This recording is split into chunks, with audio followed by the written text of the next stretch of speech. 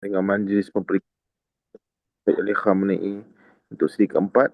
Tajuk yang akan beliau kupaskan ataupun kongsikan kita pada malam ini adalah meneladani kesyahidan Imam Ali Khamenei, penyatu umat zaman ini. Jadi, tidak masa saya menyerahkan majlis kepada Ustaz Muhammad Ali Taufik Yahya. Silakan. Sallallahu ala Muhammad wa ali Muhammad. أعوذ بالله السميع العليم من الشيطان الرجيم بسم الله الرحمن الرحيم الحمد لله رب العالمين نحمده ونستعينه ونستغفره ونؤمن به ونتوكل عليه ونعوذ بالله من شرور أنفسنا ومن سيئات أعمالنا من يهد الله فلا مضل له ومن يضلل فلا هادي له أشهد أن لا إله إلا الله وحده لا شريك له وأشهد أن سيدنا محمدا عبده ورسوله صلوات الله وصلوات ملائكته وأنبيائه ورسله وجميع خلقه على محمد وآل محمد والسلام عليه وعليهم وعلى أرواحهم وأجسادهم ورحمة الله وبركاته. Assalamualaikum warahmatullahi wabarakatuh. A'udzu billahi samil alim minasyaitonir rajim. Bismillahirrahmanirrahim.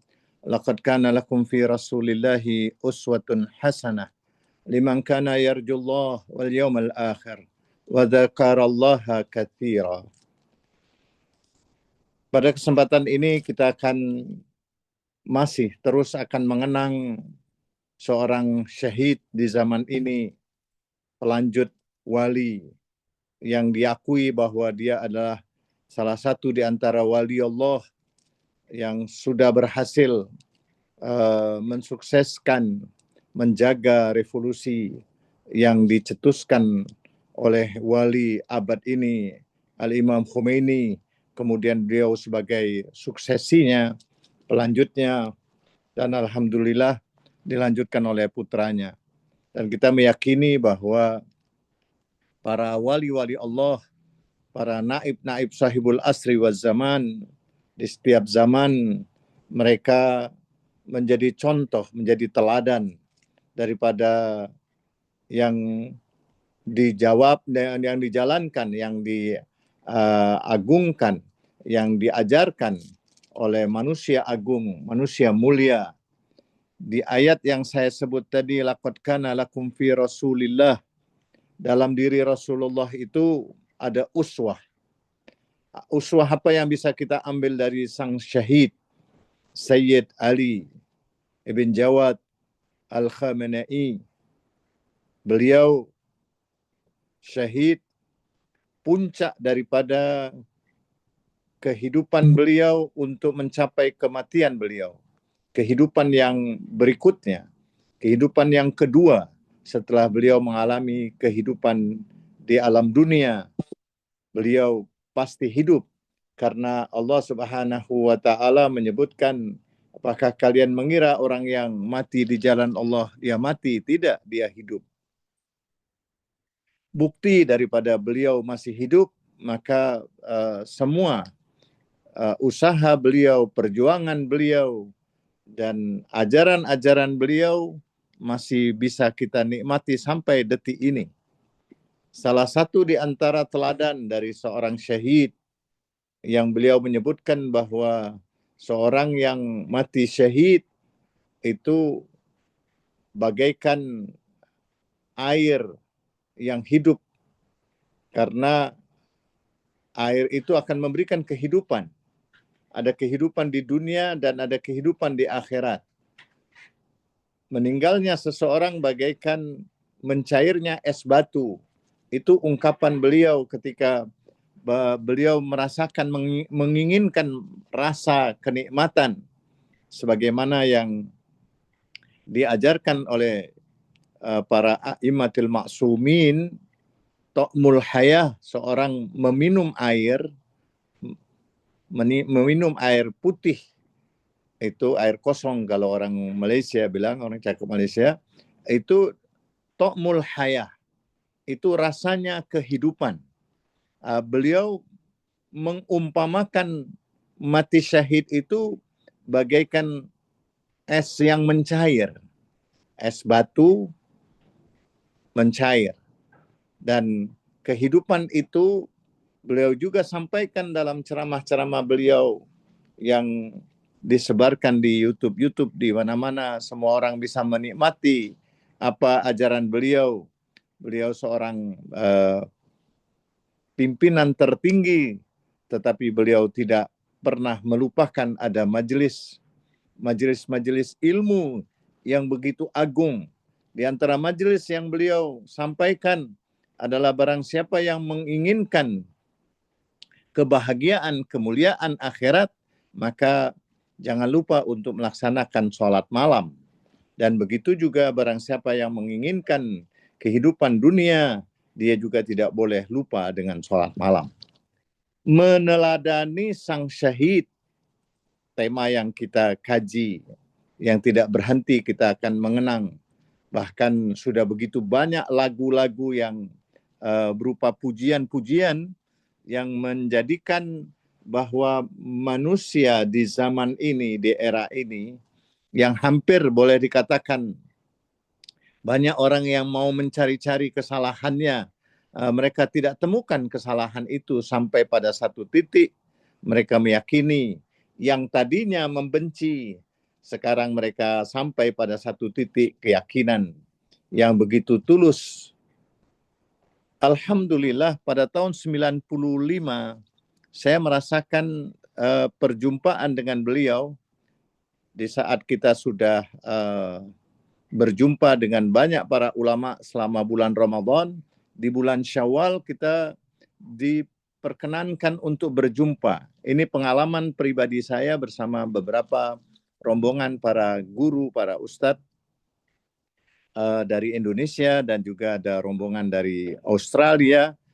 Pada tahun 95 di bulan Syawal itu kita diperkenankan, ditakdirkan oleh Allah Subhanahu wa taala berjumpa dengan Allahyarham sang syahid Ayatullah Al-Uzma Sayyid Ali bin Jawad Al-Khamenei. Bahkan kita sempat bersalaman, mencium tangannya dan ikut sholat di belakang beliau yang sebelumnya beliau memberikan nasihat kepada kita, nasihat-nasihat sebagai seorang juru dakwah. Beliau mengingatkan bagaimana seorang juru dakwah itu tentu dengan cara-cara yang sangat santun, sangat baik dalam menyampaikan, tidak menyinggung pemahaman dari kelompok-kelompok yang lain, sehingga dengan cara seperti itu ajaran-ajaran Ahlul Bait akan dikenang dan jadi hiasan sebagaimana yang disabdakan oleh Imam Ja'far Shadiq, kunu lana zaina wala takun alaina syaina. Jadilah kalian hiasan untuk kami dan jangan jadikan celaan kepada kami.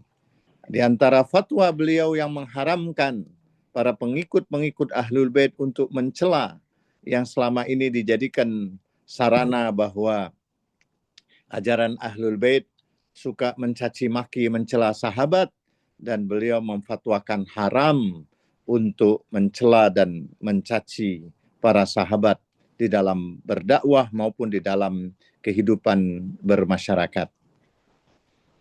Para pemirsa dan semua yang masih belum bisa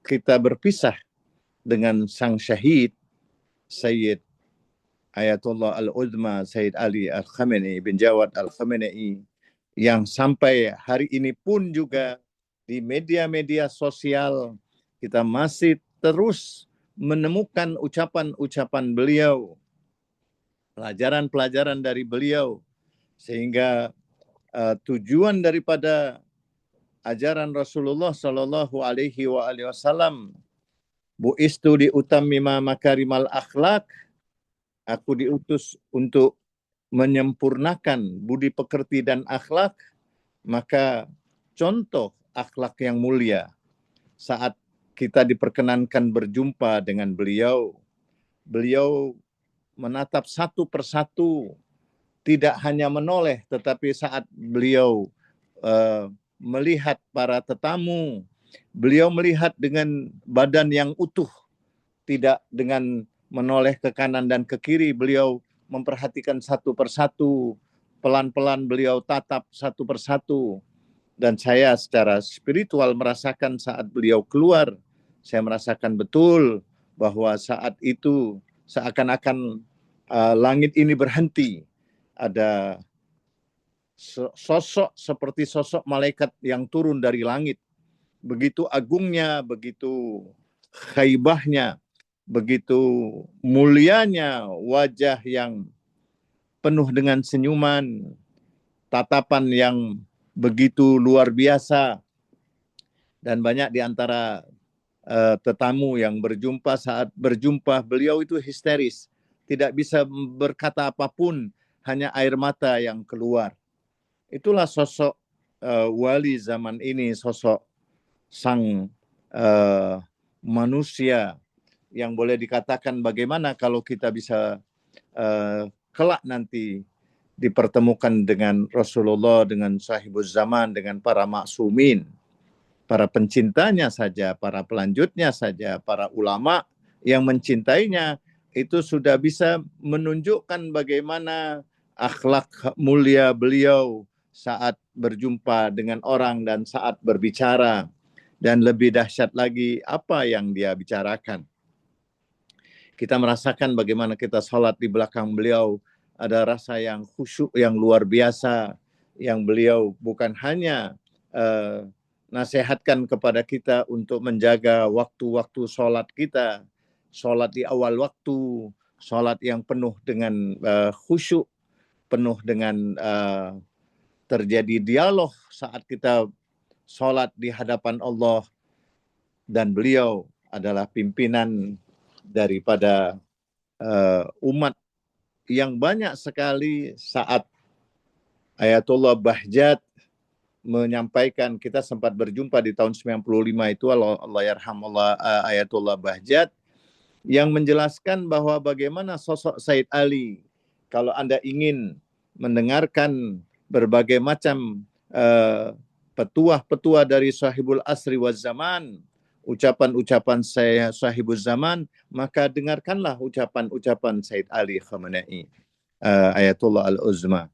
Itu ungkapan Syekh Bahjat yang dengan pernyataannya begitu banyak orang yang bertaklid kepada beliau.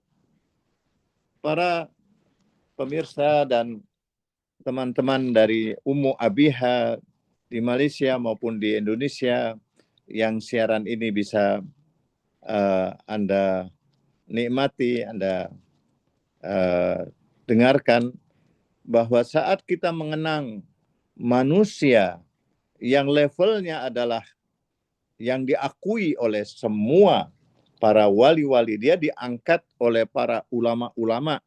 Saat beliau diangkat pun beliau menolak sebenarnya. Beliau tidak begitu ambisius untuk mendapatkan kedudukan, tetapi saat beliau memegang kendali kepemimpinan, hampir tidak ada celah dan hampir semua jabatan pernah beliau pegang, dan beliau hampir tidak ada kritikan-kritikan yang begitu banyak muncul kecuali kepada para musuh-musuh Islam yang tidak bisa melihat dengan ainul basirah, dengan mata yang mata hati, sehingga mereka isinya cuma kebencian. Saat kita menyebutkan bahwa beliau adalah pemersatu umat, maka sejak fatwa beliau yang mengharamkan untuk mencaci maki sahabat, maka kelompok-kelompok ekstrim, kelompok-kelompok yang tadinya memusuhi ajaran Ahlul Bait itu berbalik. Bahkan setelah beliau syahid pun begitu banyak orang yang memuji beliau, sehingga selama yang begitu lama mereka ragu tentang ajaran-ajaran Ahlul Bait, tetapi setelah melihat beliau, mendengar ceramah beliau di berbagai media-media sosial, dan tahu persis bagaimana fatwa beliau mengharamkan untuk mencaci maki sahabat, maka mulailah orang sadar bahwa kemenangan, beliau juga pernah menyampaikan di dalam ceramah-ceramah beliau bahwa siapapun yang menolong Allah, intan surullah yansurkum, sehingga semua orang berkeyakinan bahwa kemenangan apapun yang terjadi misalnya, maka keyakinan akan kemenangan itu pasti akan bersama orang-orang yang memenangkan ajaran Allah. Kalau Anda menolong Allah, maka Anda akan ditolong oleh Allah Subhanahu wa taala. Sebelumnya ada kelompok kaum-kaum yang mungkin berbeda dengan beliau. Beliau selalu memanggil para ulama-ulama sehingga beliau mempunyai takrib bainal madzahib. Takrib bainal madzahib itu bagaimana mereka mendekatkan berbagai mazhab-mazhab Islam. Mereka memanggil para ulama-ulama di seluruh dunia.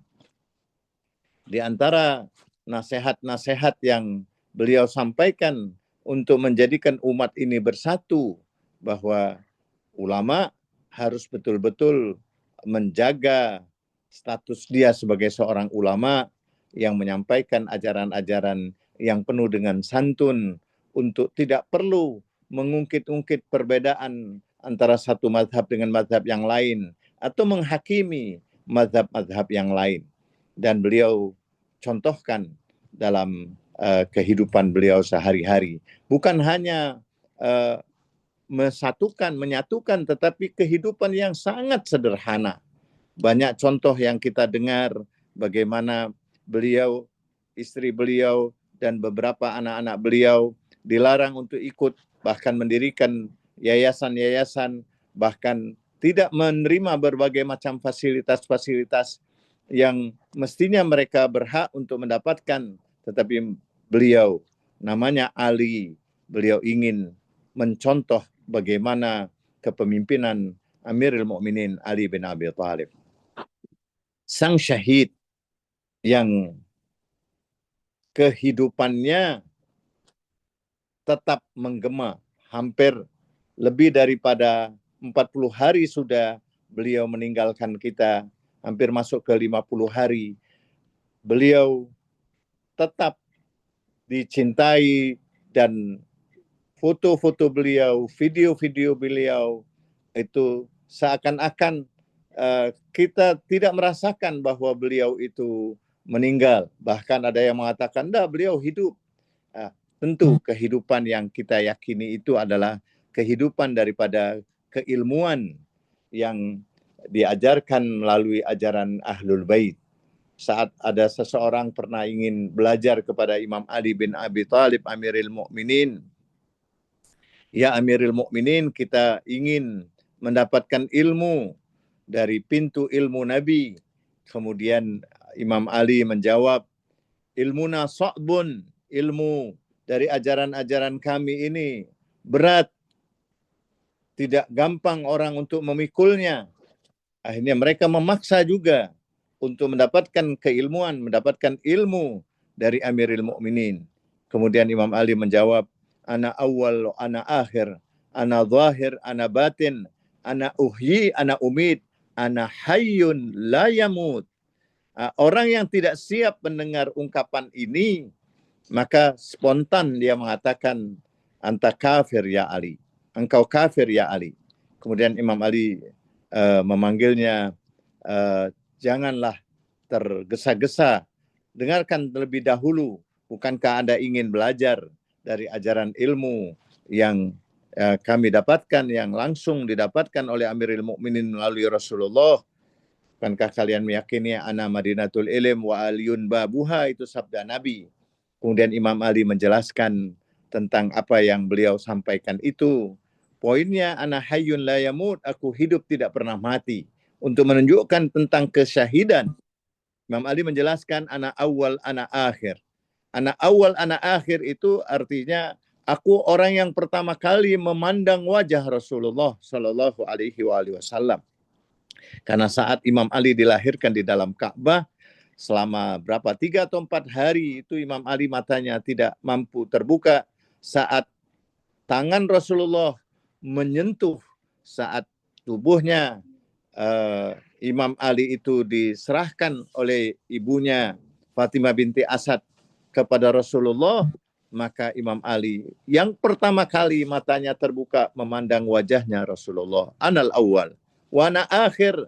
Akulah yang terakhir memandang wajah Rasulullah karena akulah yang menguburkan Rasulullah. Ana zahir, aku memiliki ilmu zahir. Ana batin, aku memiliki ilmu batin. Ana uhyi, aku yang menghidupkan ajaran Rasulullah. Ana umid, akulah yang mematikan bid'ah-bid'ah orang-orang yang menganggap ajaran dari Rasulullah padahal itu bukan ajaran dari Rasulullah. Ana hayyun la yamut, ilmuku hidup dan tidak akan pernah mati. Saat kita mengenang manusia syahid, dia adalah hidup, maka ajarannya tidak pernah tidak kita dapatkan. Begitu juga ajaran Imam Ali. Melalui salawatnya, melalui doa-doanya, melalui khutbahnya, dan melalui kalam-kalam hikmahnya, kita akan mendapatkan hampir di setiap hari bimbingan-bimbingan, tuntunan-tuntunan dari Imam Ali. Begitulah sang syahid juga, Sayyid Ali Ibn Jawad Al-Khamenei.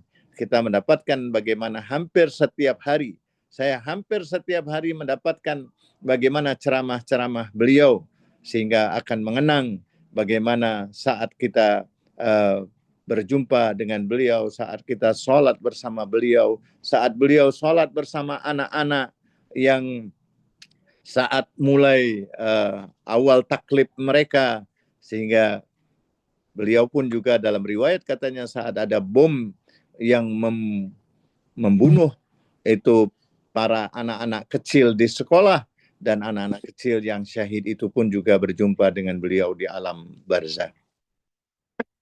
Pemirsa, para hadirin dan hadirat yang hadir di Ummu Abiha dan acara ini bisa dilihat dan didengar dengan baik. Ada poin terakhir untuk saya sampaikan sebelum kita akan tanya jawab. Saya biasanya cuma 30-an menit, kurang lebih, atau 20 sampai 30 menit untuk menyampaikan. Setelahnya kita akan gunakan untuk tanya jawab mengenang sang syahid, teladan untuk kita meneladani sebagai orang yang menyatukan umat, menjaga persatuan umat. Sehingga apa hakikatnya perlunya persatuan umat? Karena persatuan umat itu akan menjadikan Allah Subhanahu wa Ta'ala menurunkan rahmatnya. Rahmat itu akan terjadi pada saat seseorang menghargai pendapat yang lainnya, kemudian mereka sama-sama berjuang untuk menghadapi musuh yang sama, dan bukankah mereka meyakini kiblat yang sama, Quran yang sama, Tuhan yang sama, Nabi yang sama? Maka dengan poin-poin inilah kita akan bisa menghadapi. Bukankah orang-orang kafir yang sekarang ada pernyataan mereka tidak memilih Anda mazhabnya apa, tetapi kalau Anda Islam itu akan menjadi sasaran untuk mereka hancurkan, mereka bunuh, karena memang tradisi mereka membunuh para anbiya, membunuh orang-orang yang soleh, membunuh anak-anak kecil, membasmi kelompok-kelompok ahli ilmuwan-ilmuwan. Itu memang sudah disebutkan di dalam kitab-kitab suci, sudah disebutkan di dalam Al-Quran, wa qatlul anbiya, dan kerjanya mereka seperti itu. Maka tidak ada jalan lain, kita harus meneladani untuk menjaga persatuan sesama umat. Perbedaan, bukankah perbedaan yang terjadi setiap kita juga beda makannya, beda minumnya, beda tempatnya, beda cuacanya, dan semua perbedaan, beda warna kulit, beda bahasa.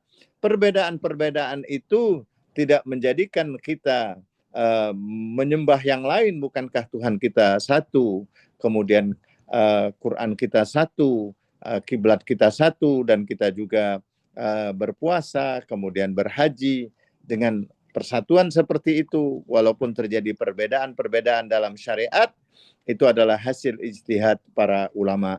Kita harus tetap meyakini fatwa almarhum Sayyid Sang Syahid, teladan persatuan umat ini, untuk kita terus junjung dan kita ingatkan kepada yang lain-lainnya. Dengan demikian, maka saat kita menunggu munculnya sahibul asri waz zaman, kita tercatat sebagai orang-orang yang bersama beliau menjaga akhlak yang mulia dari Rasulullah, kemudian menjaga ajaran-ajaran yang diajarkan oleh para ulama. Itu saja yang bisa saya sampaikan. Pas setelah ini bisa saya serahkan kepada yang akan memimpin tanya jawab. Saya tutup billahi taufik wal hidayah. Walafu minkum. Wassalamualaikum warahmatullahi wabarakatuh. Waalaikumsalam warahmatullahi wabarakatuh.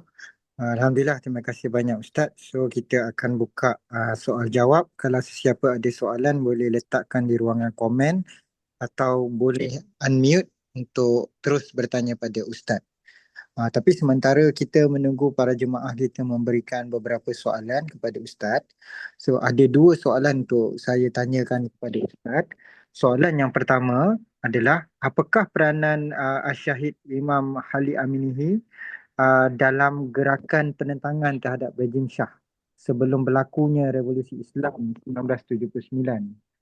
Dan soalan yang kedua, bagaimanakah pengalaman beliau yang dipenjarakan dan dibuang negeri mempengaruhi ketabahan ataupun istiqamah beliau dalam perjuangan? Ya. Dari informasi yang kita dapatkan, beliau sempat dipenjara selama dalam perjuangan. Pasti sosok para pejuang itu dimusuhi oleh penguasa-penguasa, dan beliau sempat dipenjara. Kemudian beliau berdakwah terus dengan dakwah beliau. Dakwah itu karena beliau dapatkan dari leluhur beliau. Kemudian beliau masuk di dalam pemerintahan. Beliau bergabung dengan Al-Imam Khomeini. Kemudian Imam Khomeini betul-betul melihat bahwa beliau adalah suksesi. Kita perhatikan ada beberapa video-video yang menyebutkan, bukankah di tengah kalian saat ditanya bagaimana nanti kelanjutan revolusi ini, beliau pernah mengatakan, bukankah di tengah-tengah kita ada Sayyid Ali, kita jangan khawatir dengan adanya beliau. Saat beliau ada jamuan buka puasa, beliau pun juga menghormatinya. Saat itu Said Sang Syahid ini 2 kali menjabat sebagai presiden, dan beliau adalah tentu latar belakang beliau yang pejuang itu banyak cerita-cerita yang bisa kita ikutin. Sekarang sudah ada keluar buku biografi beliau. Insya Allah nanti Anda bisa mulai pelan-pelan membacanya dengan baik, kemudian Anda bagikan kepada yang lainnya. Insya Allah nanti dengan cara seperti itu Anda menghidupkan ajaran-ajaran beliau. Anda berbagi sosok tentang manusia yang mulia. Pasti sebelumnya dia berasal dari keluarga yang mulia, dari mendapatkan ilmu-ilmu yang mulia, sampai mereka mendapatkan kedudukan yang mulia, dan sampai akhir hayatnya mati syahid, dia meninggalnya juga dalam keadaan mulia. Salam untuk beliau saat kelahirannya, saat perjuangannya, maupun saat syahidnya. Lanjut. Silakan kalau ada yang lain. Soalan seterusnya daripada saudara Roslan. Salam Ustaz, dalam ziarah Ashura ada ayat-ayat laknat kepada individu tertentu. Apakah ini tidak menyalahi fatwa daripada Asy-Syahid Said Ali Khamenei? Okey. Saat di redaksi ziarah Ashura itu redaksi dari Imam Baqir.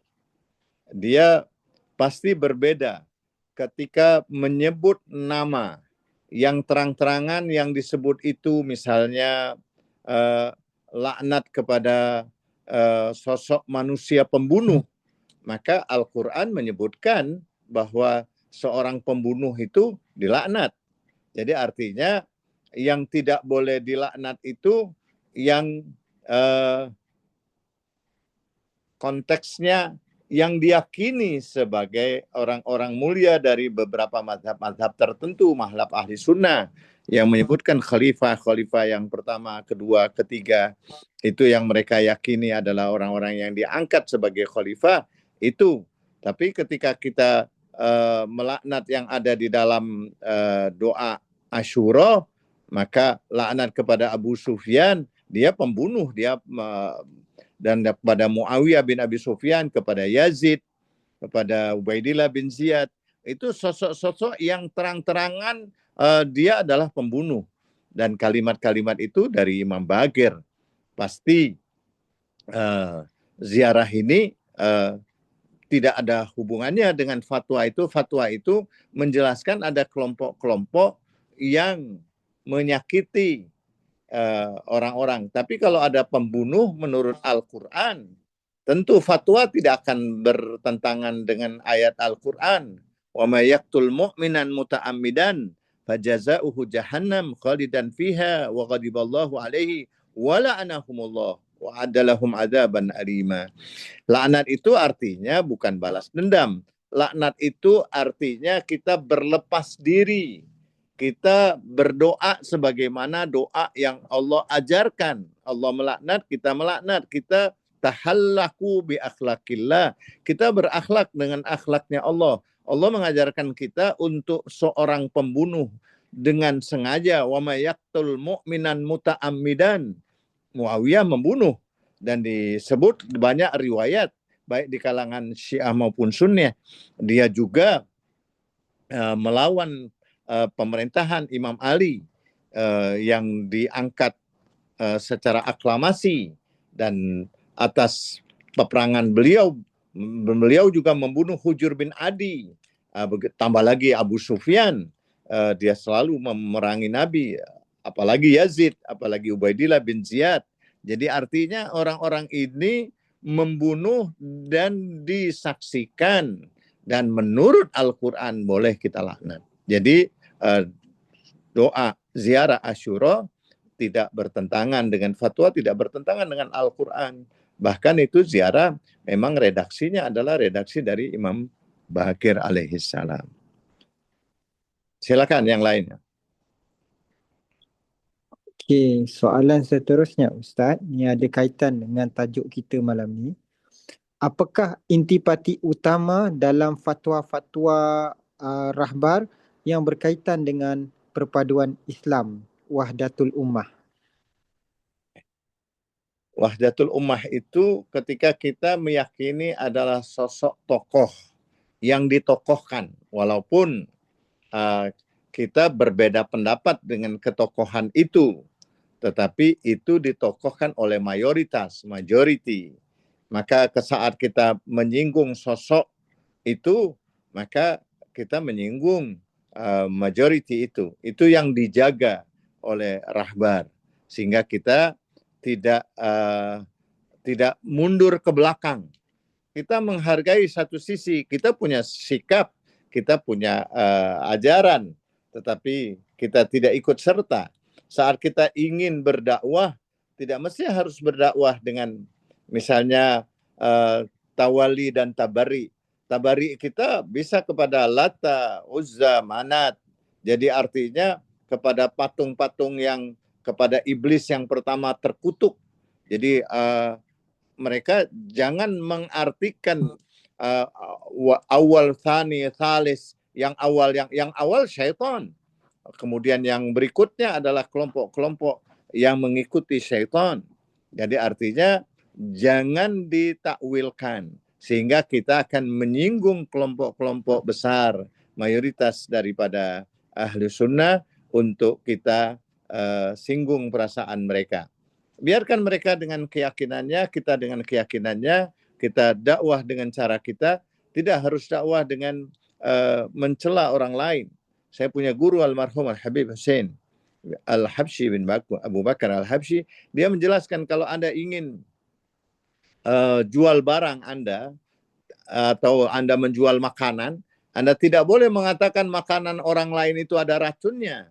Sehingga Anda jual saja promosi Anda punya jual makanan, tidak mesti harus menceritakan tentang makanan orang lain ada racunnya, makanan orang lain jelek, dan lain sebagainya. Tidak perlu begitu.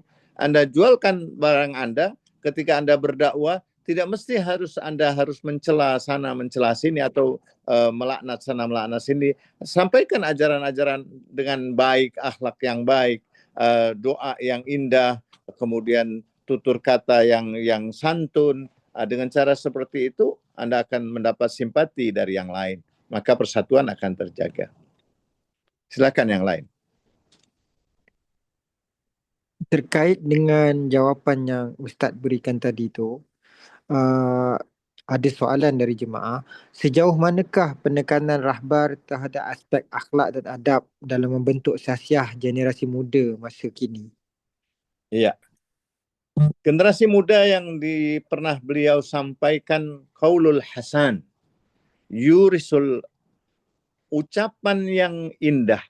Qaulul hasan itu ucapan yang baik. Ucapan baik itu akan mendatangkan rezeki, akan mendatangkan kesehatan, akan mendatangkan keberkahan, akan menyelamatkan kita dari bencana di akhirat, akan memasukkan kita ke surga. Itu beliau pernah menyampaikan membaca kitab di hadapan para ulama. Jadi qaulul hasan. Jadi aslih nafsak yasluh lakan nas, maka akan bermula daripada tutur kata kita. Tutur kata yang indah, maka tutur kata indah itu akan mendatangkan rezeki, akan mendatangkan kebaikan dunia, akan mendatangkan kebaikan akhirat, akan menyelamatkan kita dari api neraka, dan akan memberikan keberkahan kehidupan kita, dan puncaknya akan memasukkan kita ke surga. Itu sampai sekarang kita masih mendengarkan itu dari lisannya Sayyid sang syahid, pemersatu umat ini, Sayyid Ali bin Jawad Al-Khamenei. Itu qaulul hasan. Kadang-kadang kita ingin berdakwah tapi mengucapkan kata-kata yang tidak pantas, maka orang nanti tidak simpati kepada kita. Lanjut, silakan. Berkaitan dengan soalan tadi juga, bagaimanakah rahbar menekankan kepentingan literasi sejarah dalam kalangan pelajar untuk mengelakkan manipulasi fakta oleh pihak musuh? Ya. Dalam konteks sejarah, kajian, saat Anda menceritakan sejarah, Anda ceritakan bukan berarti Anda harus mencaci atau melaknat. Maka dengan kata-kata yang indah, ada kajian-kajian yang baik, itu tanpa membuat orang lain tersinggung. Ketika Anda menyampaikan ada kajian-kajian ini, pendapat kita begini. Tidak perlu harus kita menceritakan bahwa orang itu begini, orang itu begini, orang itu begini. Tidak perlu. Kita cuma sampaikan kebaikan yang ada pada diri kita tanpa harus kita menjelek-jelekkan yang lain. Jadi artinya beliau menyampaikan beberapa kali beliau dalam ceramah. Tidak mesti harus Anda menceritakan kejelekan. Bukankah dengan cara menyampaikan kebaikan yang masih banyak yang bisa Anda sampaikan hal-hal yang baik seperti qaulul hasan tadi, kemudian menjaga sholat di waktunya, kemudian bagaimana kehusyukan, bagaimana sikap Anda kepada keluarga.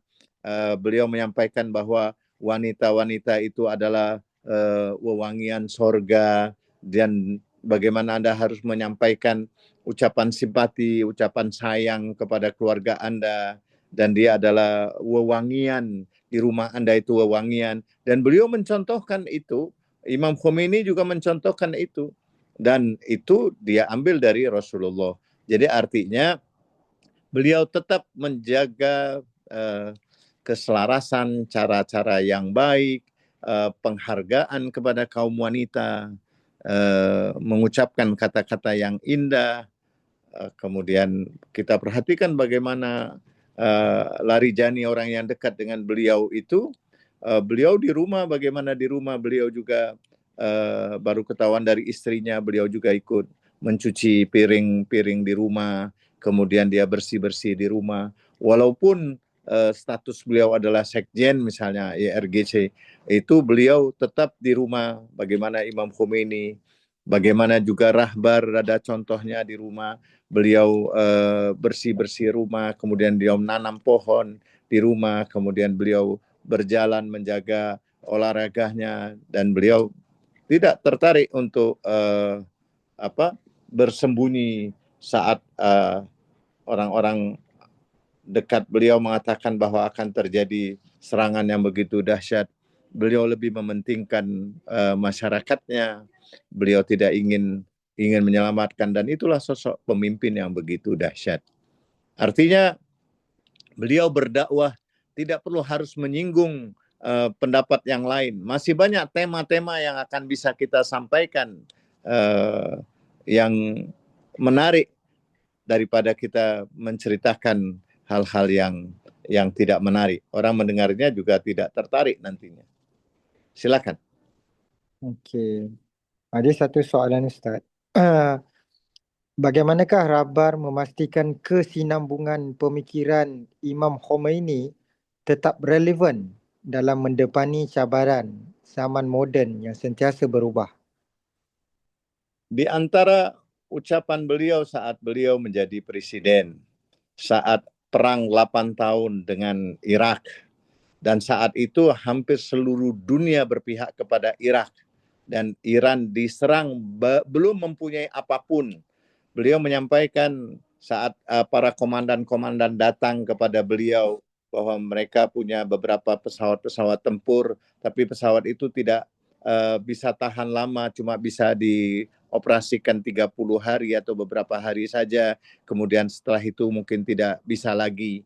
Beliau sampaikan kepada Imam dengan jawaban Imam, lakukan saja apa yang Anda harus lakukan, terus saja berperang dan bertawakal kepada Allah Subhanahu wa taala. Walaupun tadinya katanya saya belum begitu sampai kepada tingkat keyakinan, tapi karena saya melihat ada ketulusan yang luar biasa yang meyakinkan saya, akhirnya alhamdulillah semuanya kita bisa lalui dengan baik.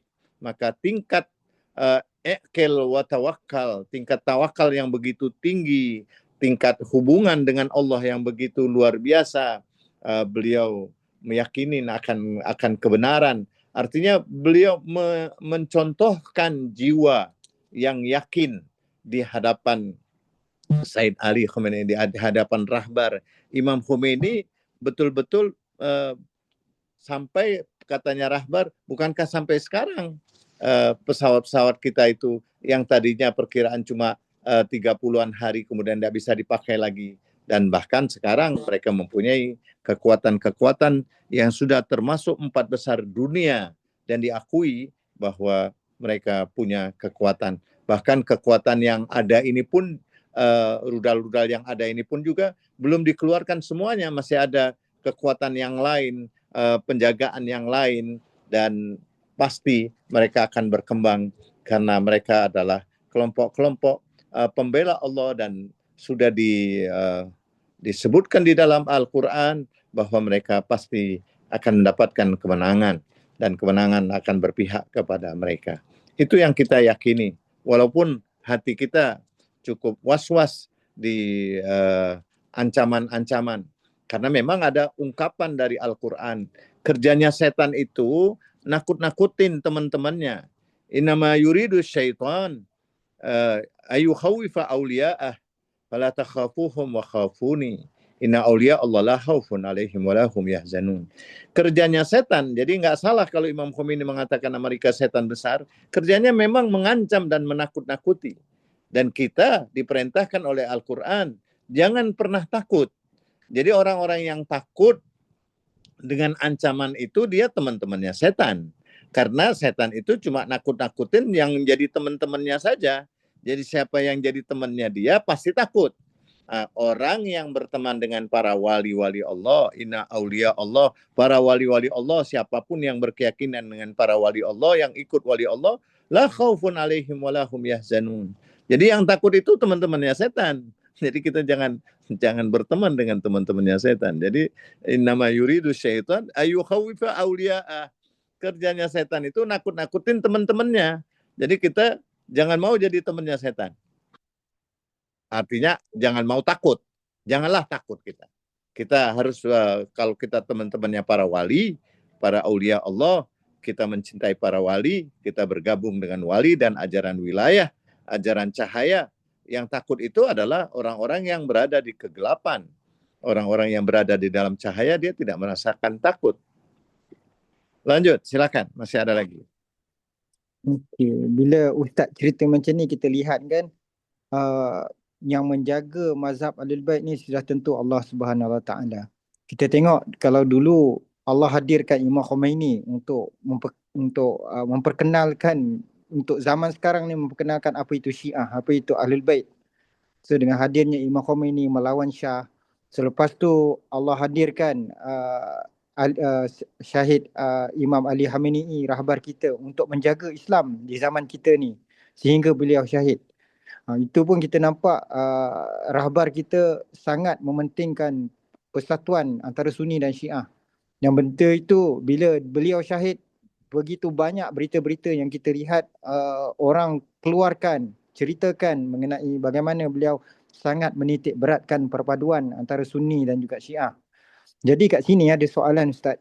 Mengapakah isu Palestin tu dijadikan isu utama dunia Islam yang sangat ditekankan oleh Imam Khomeini dan juga Syahid rahbar kita?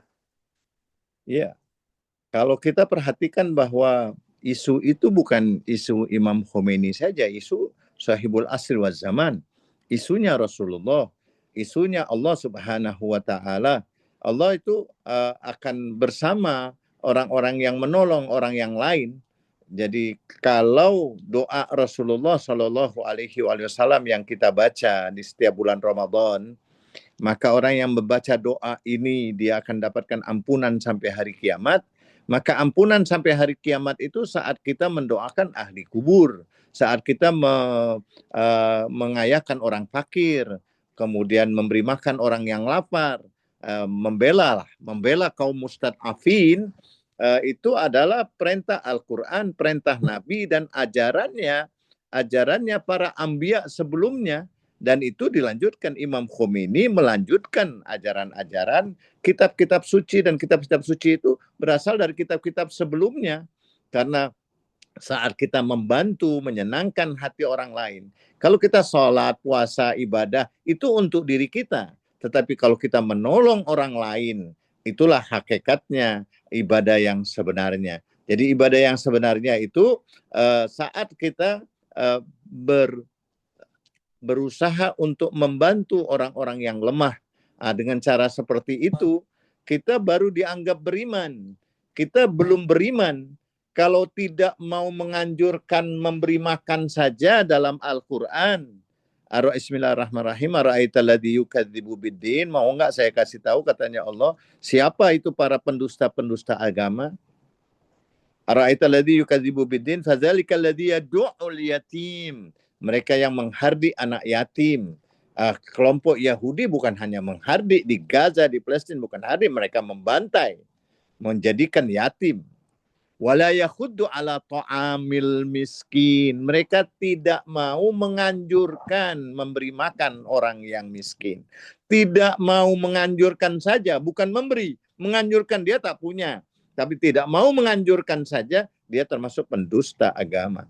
Maka ajaran Imam Khomeini membela mustad'afin, ajaran rahbar, dilanjutkan oleh putra beliau Mujtaba ini. Bagaimana yang kita dengar bagaimana saat Selat Hormuz itu mendatangkan hasil, apa yang dilakukan oleh Mujtaba? Mujtaba mengatakan bahwa semua orang yang punya hutang, hutang mereka ditanggung oleh negara dan dibebaskan. Kita tahu tidak ada pengungsian di Iran. Jadi saat rumah mereka dihancurkan, itu orang-orang yang tidak punya rumah itu disewakan hotel, mereka pindah ke hotel. Jadi bukan mereka ke perkemahan, mereka pindah di hotel. Hotel pun yang punya hotel memberikan separuh daripada biayanya, dan berikutnya ditanggung oleh pemerintah. dan perintah menyiapkan lagi rumah mereka nanti akan dibangunkan lagi.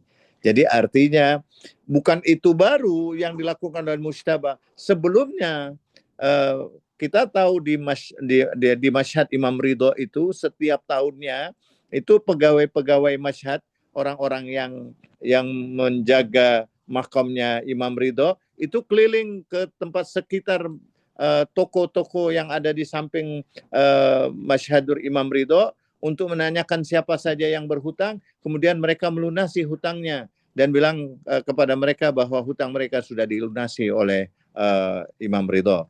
Jadi orang yang syahid itu bisa melunasi hutang, bisa menghidupkan, dan ajaran membela mustad'afin, melunasi hutang orang yang berhutang, membantu orang yang memberi makan orang yang lapar, dan seterusnya, dan memberi pakaian orang yang nggak punya pakaian.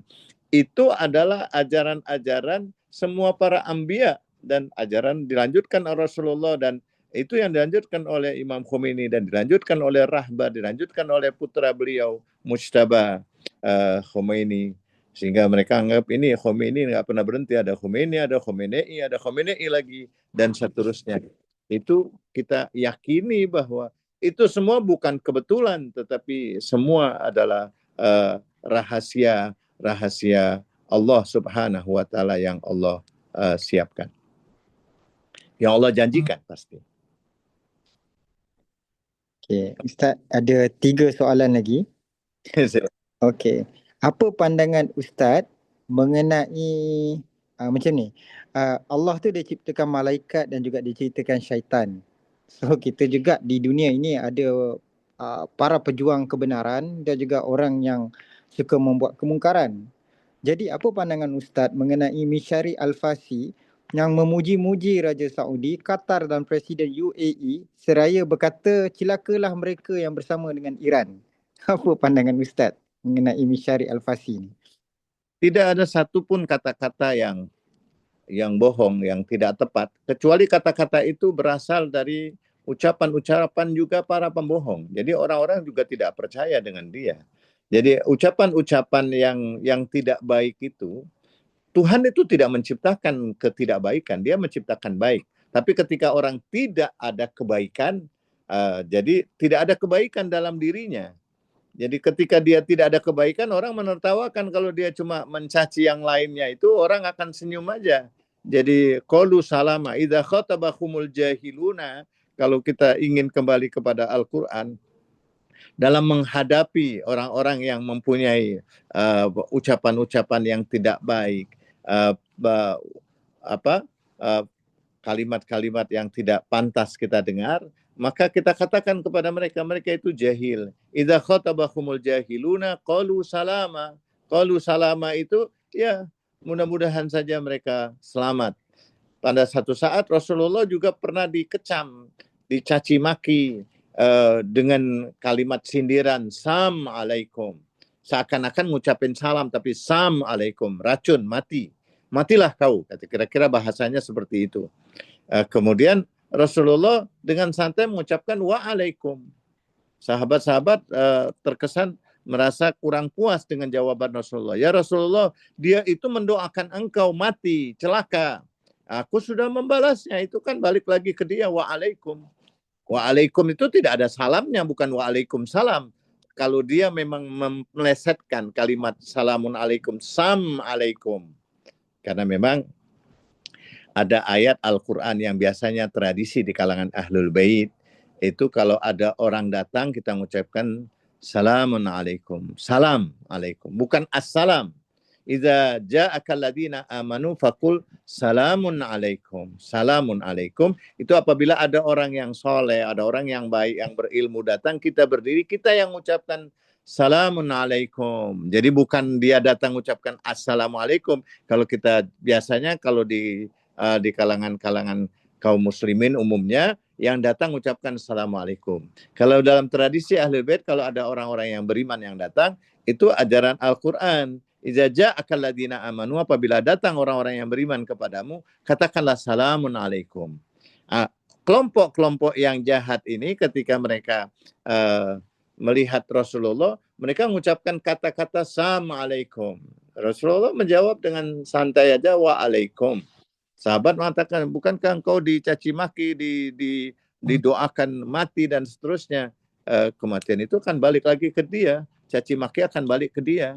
Jadi setiap ucapan-ucapan yang tidak baik itu hakikatnya, jadi ada thief, cry thief, biasanya kan begitu. Pencuri itu teriak pencuri, jadi nggak ketemu pencurinya. Jadi dia sebenarnya saat dia mengucapkan kata-kata yang tidak baik, itu mencontohkan tentang dirinya yang tidak baik itu. Bukan orang itu tidak akan bisa terpengaruh apapun yang dia ucapkan. 40 tahun caci maki, bahkan mulai zamannya Amirul Mukminin sampai sekarang bagaimana mereka mencaci maki para ahlul bait, tetapi ahlul bait tidak mendapatkan apapun karena yang mencaci maki itu akan kembali ke mereka. Waladina khabusa la yakhruju illa nakida. Biasanya ke sesuatu yang kotor itu keluar dari tempat yang kotor. Maka pencinta-pencinta ahlul bait itu pasti tidak berasal dari barang yang kotor. Dia berasal dari nutfah yang tahirah. Dia berasal dari air susu ibu yang suci, yang menyusuinya. Jadi mereka berasal dari sesuatu yang suci, mereka akan bisa sampai kepada ajaran yang suci. Maka ketika ada kata-kata kotor, kata-kata yang tidak baik, cacian, itu sebenarnya untuk menunjukkan kekotoran yang ada pada diri mereka, tidak pada orang yang dicaci maki itu. Lanjut. Okey, dua soalan terakhir daripada Ustaz Rahim.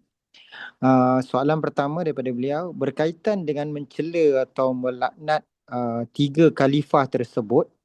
Fatwa rahbar tidak dibenarkan. Bagaimana jika kita sesama AB melaknat tiga khalifah tersebut? Soalan yang pertama. Soalan yang kedua, adakah benar dua khalifah tersebut dikuburkan di sisi Nabi? Okey, ini dua soalan terakhir Ustaz. Silakan Ustaz. Saat kita akan berbicara, tentu kita harus menjaga apa yang tema itu pantas atau tidak pantas. Kalau sudah ada orang yang kita takliti untuk mengatakan jangan, tidak ada untungnya, tidak ada manfaatnya kalau kajian-kajian kita harus menceritakan itu. Bukankah tema-tema yang lain masih banyak tanpa tidak harus menyebut yang tiga itu? Kenapa harus kita menyebut yang tiga itu? Tidak layaklah kita harusnya menyebutkan sesuatu yang tidak pada tempatnya. Tambah lagi nama-nama dan lain sebagainya tidak menjadikan ada nama-nama yang lain, ada hal-hal yang lain yang pantas kita sebut. Itu satu. Jadi artinya tidak perlulah kita akan membahas hal-hal yang seperti itu. Dan yang terakhir tadi apa tadi terakhir? Maaf.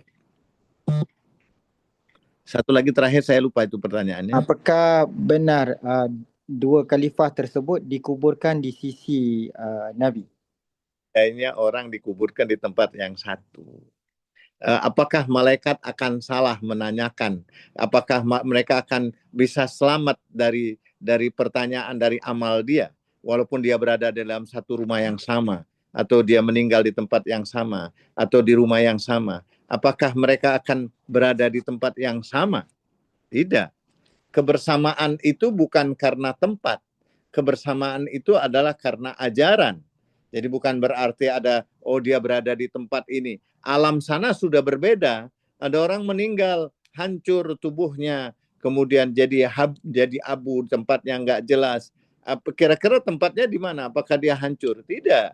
Dia mempunyai tempat yang mulia di sisi Allah Subhanahu wa taala. Jadi kita meyakini bahwa ada seorang namanya baik, tetapi perbuatannya tidak baik. Di hari kiamat nanti dia tidak dipanggil dengan nama yang baik itu. Dia akan dipanggil dengan nama yang tidak baik. Jadi artinya tempat tidak akan menentukan kemuliaan seseorang. Seorang dikuburkan. Ada orang yang dikuburkan di satu tempat. Apakah dengan tempat itu dia selamat? Tentu ada beberapa riwayat. Keselamatan itu bukan hanya karena faktor tempat. Jadi kalau memang tempat itu akan bisa merubah seseorang karena amal dia? Bukankah yang diajarkan oleh Nabi yang pertama kali dihisab itu adalah sholat mereka? Awwalu ma yuhasabu alaihil abdi yaumal qiyamati as-shalah. Maka mereka kalau sholat mereka beres, maka bereslah. Dan belum lagi tentang akhlak mulia beliau, kecintaan beliau. Saat mereka tidak mencintai seseorang bersama yang dia cintai. Kalau dia tidak mencintai, dia membenci. Kemudian ada kata-kata kasar yang dia lakukan. Ada kata-kata yang tidak pantas. Maka orang itu tidak mungkin akan bersama. Kebersamaan itu adalah kebersamaan di dalam keyakinan, kebersamaan di dalam kecintaan. Orang cinta itu adalah orang yang betul-betul ingin bersama. Tetapi orang yang tidak cinta, dia isinya cuma kritikan, isinya cuma cacian, isinya cuma ketidaksukaan, isinya cuma ada sesuatu yang dia tidak berhak, kemudian dia berusaha untuk mengambil hak yang bukan haknya, dan itu pasti akan diambil dari dia dan dipindahkan, dan dia tidak layak untuk didekatkan kebersamaan. Jadi bukankah di tempat-tempat yang mulia di kuburan Nabi itu banyak orang-orang yang tidak baik? Dulunya juga beberapa tempat-tempat tertentu itu saat belum ditemukan tempat yang baik itu, maka tempat-tempat itu yang tidak baik. Akhirnya pelan-pelan nanti liyamizal khabisa minat thayyib.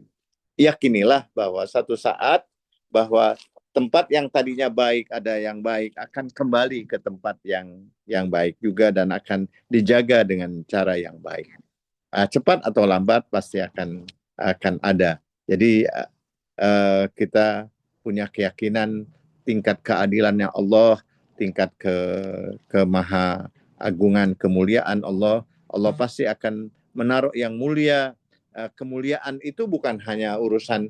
Jadi ada orang yang berada di tempat yang mulia, tetapi ada yang tidak meyakini keberadaan dia, sama aja. Ada yang berada satu tempat, orang itu meyakini kemuliaan, maka dia hanya menyebut yang mulia. Yang merasa bahwa itu tidak mulia, mungkin dia tidak disebut. Ada orang yang cuma sekedar menyebut, ya sekedar salam saja, itu bukan sesuatu yang mulia. Pasti yang mulia akan mendapatkan kedudukan yang mulia, tempat yang mulia, tetapi bukan berarti di dunia, tempat di akhirat tentu kondisinya berbeda jauh. Jadi sama seperti Anda tadinya di sorga, di dalam perut ibu Anda sorga.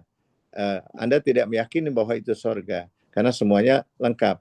Pindah ke dunia Anda tergantung dunia Anda. Kalau dunia Anda dijaga dengan baik oleh ibu yang soleha, Anda dididik dengan baik, maka Anda juga sebagaimana Imam Ja'far, ada orang bertanya, ya Imam, doakan kita ke sorga. Anda sudah di sorga, doa jangan sampai Anda keluar dari sorga. Jadi artinya sejauh mana Anda meyakini sorga itu bukan dalam konteks secara fisikly, tetapi tentu tentang secara spiritual, soul, jiwa, sehingga dengan cara seperti itu Anda merasakan bahwa Anda bersama manusia yang mulia dan surga, insya Allah. Cukup ya? Alhamdulillah. Terima kasih Ustaz di atas kupasan tajuk meneladani Syakul. kesyahidan. Ya. Ada satu soalan, Ustaz. Ada soalan ni. Syahid Said Ali Al-Munai ada menyebut untuk memerdekakan Palestin.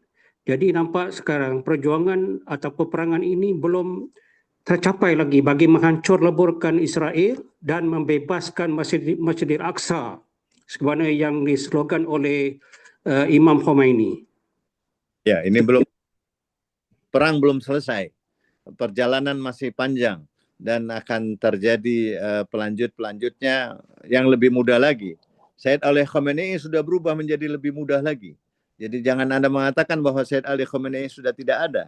Duplikatnya, wajahnya, visinya, misinya, dan pasti akan dilanjutkan dan pasti tidak akan lama lagi.